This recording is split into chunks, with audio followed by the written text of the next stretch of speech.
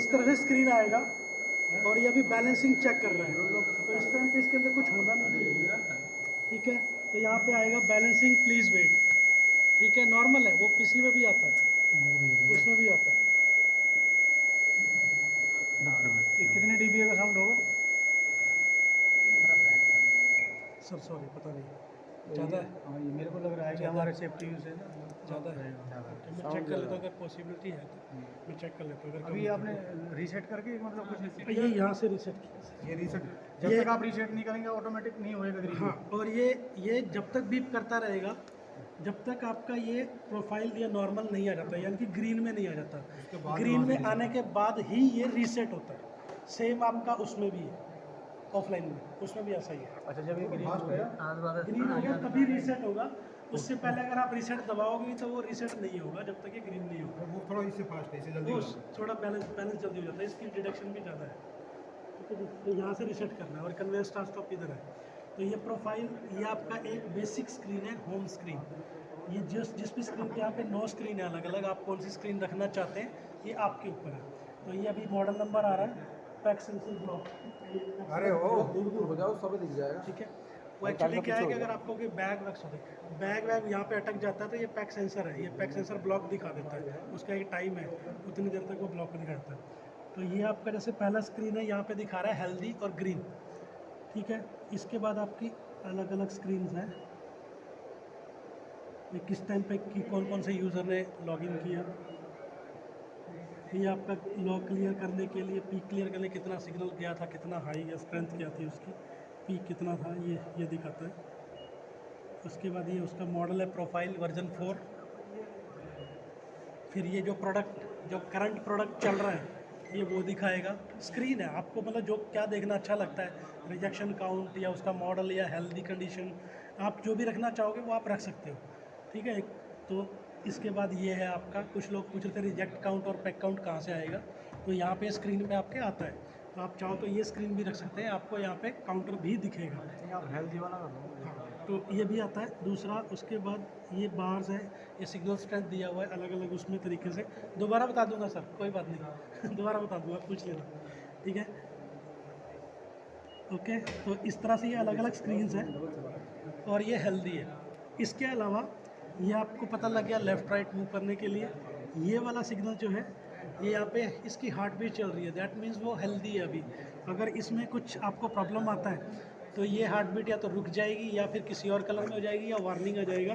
तो यहाँ पे आपको क्लिक करके वो एरर कोड भी दिखेगा कि क्या एरर आ रहा है, वो कोड दिखेगा और उस कोड का रेमेडी मैनुअल में दिया हुआ है कि उसमें आपको क्या करना है, तो वो भी आप देख सकते हैं। ठीक है, कुछ चीज़ें हैं जो आप कर सकते हो, कुछ चीज़ें हैं जो आपके आउट ऑफ कंट्रोल है, उसमें आपको सप्लायर को कांटेक्ट करना पड़ेगा। ठीक है, इसके अलावा अगर जैसे आपको मान लीजिए आपको कोई सुपीरियर बोलता है कि मुझे जाके अभी क्या चल रहा है, उसकी सेटिंग क्या है, मुझे खाली वो देख के बता दे, पासवर्ड की ज़रूरत नहीं है। बिना पासवर्ड के व्यूइंग मोड है यहाँ पे, और सिर्फ इन्फॉर्मेशन आई बटन में जाना है और आपको सारी इन्फॉर्मेशन मिल जाएगी मशीन की बिना पासवर्ड लगाए। ठीक है, कुछ नहीं करना, सिर्फ आए, कोई भी आके देख सकता है, कोई भी। यहाँ पे आके आपके ये इन्फॉर्मेशन बटन में जाना है, मशीन का सीरियल नंबर क्या है, हेड सीरियल नंबर, ये मशीन जहाँ से बनी है ये वो सीरियल नंबर है। आपको जब मेटलर इंडिया को कांटेक्ट करना है यहाँ पे सर्विस के लिए, तो आपको ये सीरियल नंबर दिया है 27 समथिंग सीरीज़ है। इस सीरियल नंबर के बेस पे आपको कंप्लेंट रेज कर सकते हैं, आप बात कर सकते हैं इंडिया में। ठीक है, और ये जो सीरियल नंबर है ये मैं अगर किसी टेक्निकल पर्सन से बात कर रहा हूँ तो मैं पूछूंगा सर हेड सीरियल नंबर, तो that is a head serial number. यहाँ पे है, यहाँ पे है, केबल पे है, और भी जगह अंदर भी है, तो 3-4 जगह पे रहता है ये। तो ये वो सीरियल नंबर है, हेड सीरियल नंबर। उसके बाद उसका टाइप, जैसा मैं बता था RB सीरीज़। ठीक है, उसके बाद ये आपका 300/600 ये फ्रीक्वेंसी वर्जन है, आपका 300/800 का ड्यूअल फ्रीक्वेंसी मेटल डिटेक्टर है। ठीक है, उसके बाद आपका ये वर्जन है फर्मवेयर का, इसके अंदर जो सॉफ्टवेयर का वर्जन है वो वर्जन है 4.94 लेटेस्ट, और ये टाइम और डेट बता रहा है। ये इसको करेक्ट कर सकते हैं अगर ये गड़बड़ है तो, और इसको करेक्ट कैसे करेंगे? ये मैं कर दूँगा सर, ये मेरे एक्सेस में हो पाएगा, मैं कर दूँगा इसको। नेक्स्ट परफॉर्मेंस PV, जैसे कि आप लोग हर साल दूसरे मेटल डिटेक्टर का भी परफॉर्मेंस वेरिफिकेशन करवाते हो, तो इसमें भी डेट आती है आपको इस मॉडल में ही मिलेगी, उनमें नहीं मिलेगी। इसमें डेट आती है स्पेसिफिकली कि आप यहाँ पे डेट देख सकते हैं कि हम आपकी डेट कब एक्सपायर हो रही है। और ये जब एक्सपायर हो जाता है तो यहाँ पे आपको जैसे ही ऑन करेंगे वो स्क्रीन आएगी, सबसे पहले वही आएगा, उसको आप ओके करोगे, आपका नॉर्मल चलेगा, सब काम इसमें करेगा। डेट सपोज करो हम 1 साल बाद की डेट डालते हैं, कैसे डालेंगे? ये मैं ही कर सकता हूँ, मेरे एक्सेस में मैं कर सकता हूँ। मैं अभी चाहिए तो आपके सामने कर देता हूँ, लेकिन मैं कर दूंगा इसको। तो ये मेरे एक्सेस में ही है। डेट हमेशा आएगा जब भी ऑन करेंगे या फिर एक्सपायर के बाद आएगा? एक्सपायर के बाद अभी तो हमेशा आएगा, लेकिन एक्सपायर के बाद वो स्पेशली आपको वार्न करेगा, फ्लैश करेगा स्क्रीन पे। पहले उस स्क्रीन पे फ्लैश करेगा, जब आप उसको टिक कर दोगे ओके, तब वो चला जाएगा और आपका नॉर्मल सारा काम होगा, सेम वैसे ही हो जाएगा, सेम वैसा ही रहेगा। और यहाँ पे आपको ये परफॉर्मेंस वेरिफिकेशन डेट आता है। नेक्स्ट पेज में आपको करंट प्रोडक्ट जो अभी चल रहा है वो प्रोडक्ट का सेटिंग सारा, क्या प्रोडक्ट का नाम है, क्या फ्रीक्वेंसी है, क्या उसका सेंसिटिविटी है, इसमें ड्यूअल सेंसिटिविटी है। ये कहाँ से डाला आपने? ये बताता हूँ सर, ये बताता हूँ जस्ट आपको, जैसा मैं अभी ओवरव्यू दे रहा हूँ, फिर मैं आपको ये बताऊँगा ये कहाँ पे आता है और कैसे करना है, ठीक है। वो प्रोडक्ट सेटअप कैसे करना है वही बताता हूँ।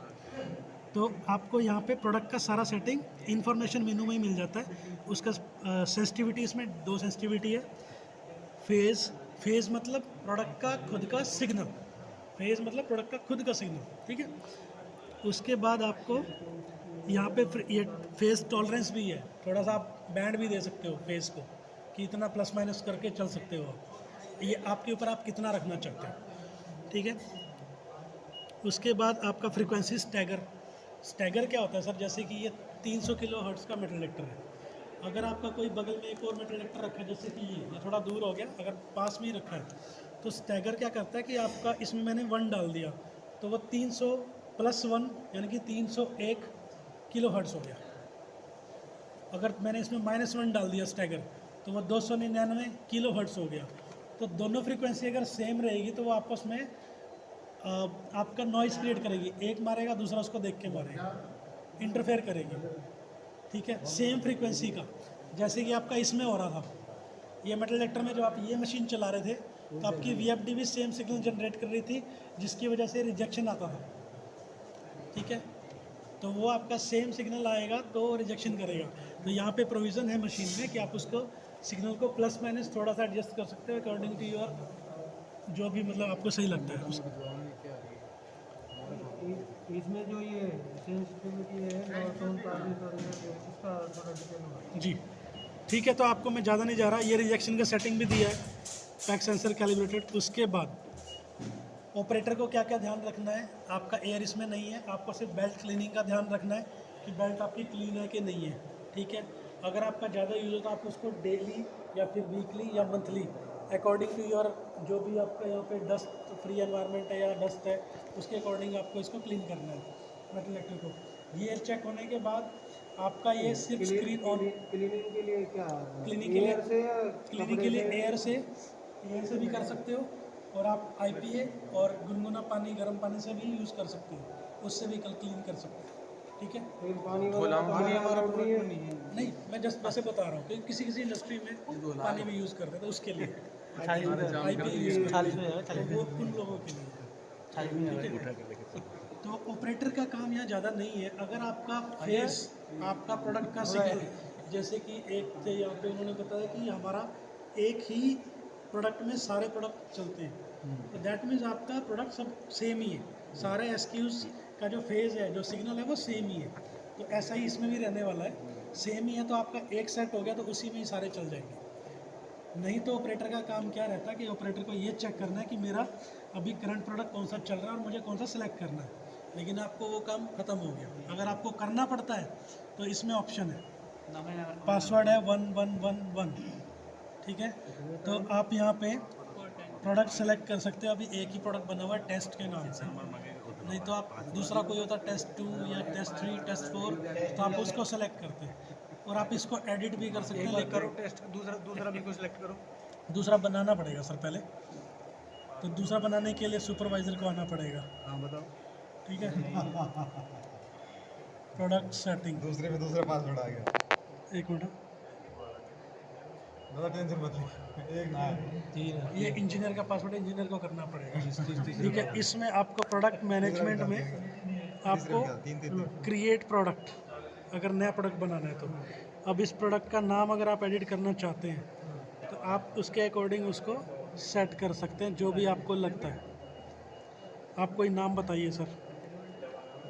G4662 लिखो। G4662, ठीक है। जैसे कि ये आपको ये नाम रखना है, आप ओके कीजिए, ये नाम आ जाएगा, ठीक है।